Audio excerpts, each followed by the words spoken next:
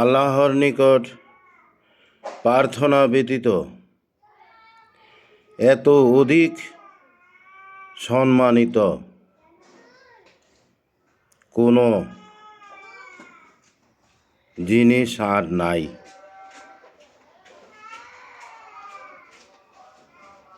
অর্থাৎ ব্যক্তি যখন তার স্রষ্টার নিকট প্রার্থনা করে তখন ব্যক্তির মূল্য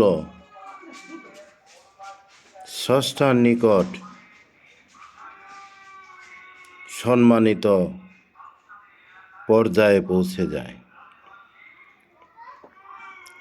আর সেজন্যই পরম সৃষ্টিকর্তা মহান আল্লাহ তিনি মানুষকে জানিয়ে দিলেন যে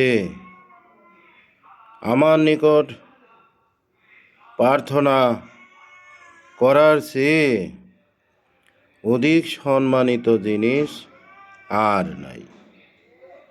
অর্থাৎ ব্যক্তি যত কর্মই করুক না কেন, জাগতিক যত কর্মই সম্পাদন করুক না কেন, সমস্ত কর্মের সম্মান আলাদা আলাদা অবশ্যই আছে, কিন্তু সৃষ্টিকর্তার নিকট প্রার্থনা সমস্ত কর্মের ঊর্ধ্বে। কারণ